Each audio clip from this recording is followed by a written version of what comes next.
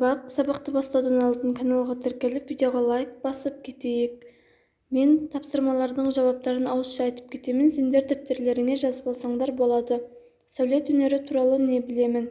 Сөйлем мүшелері. Бірінші тапсырма: мәтінді тыңда, тақырыбына қарап мәтін мазмұнын болжа. Сәулет деген не? Бұрынғы заманда баспаналар мен бір-біріне өте ұқсас еді.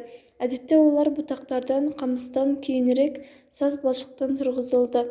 Уақыт өте келе құрылыс салу ісі де өзгерді. Бай адамдар сәулетті сарайларды тұрғысы келді. Ондай сарайларды тұрғызу үшін шеберлік пен терең білім қажет болды. Тұрғын үйлерден басқа да құрылыс, ғибадатхана, стадион, театр, кітапханалар салына бастады. Мұндай кешендер құрылысын ойлап тапқан адамды сәулетші деп атады. Ал ол адамдар туындыларын сәулет өнері деп атайды. Сәулет өнері адамдардың әдемі және ыңғайлы өмір сүруіне арналған өнер. Мәтін мазмұнына тірек болатын сөздерді тап. Мәтін мазмұнына тірек болатын сөздер: сәулет өнері, тұрғын үйлер,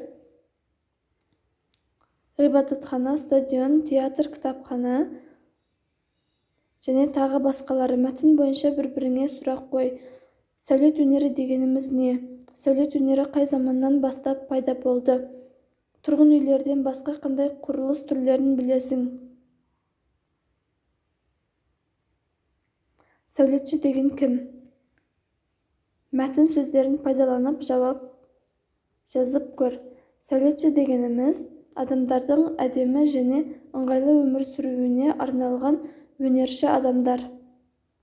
Екінші тапсырма: сөйлемдерді тыныс белгісін дұрыс қойып жаз. Адамдар баспана салды. Үтір: баспаналар бір-біріне ұқсас болды. Үтір: кейін тұрғын үйден басқа да құрылыстар салына бастады. Сөйлем туралы білетініңді есіңе түсір. Сөздер мағыналық жағынан бір-бірімен байланысы болады. Аяқталған ойды білдіреді.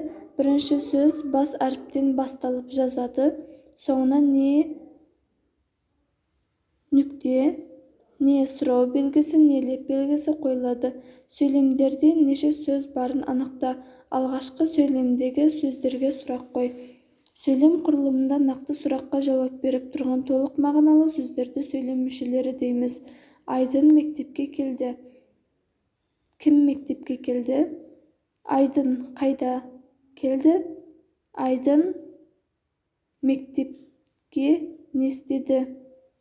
Үшінші тапсырма: суреттегі ғимараттардың атауын қатыстырып сөйлемдер құра.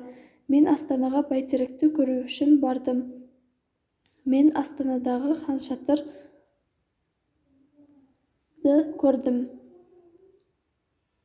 Құраған сөйлемдеріңді жазып, әр сөйлемде неше сөйлем мүшесі бар екенін айт. Сөздің үстіне оған қойылатын сұрақтар жаз. Мен Астанаға бәйтеректі көру үшін бардым. Мен кім? Астанаға қайда? Бәйтеректі нені? Көру үшін, не істеу үшін? Бардым, не істедім? Төртінші тапсырма: жақшадағы сөздерді сөйлемнің мазмұнына қарап өзгертіп, мәтінді көшіріп жаз.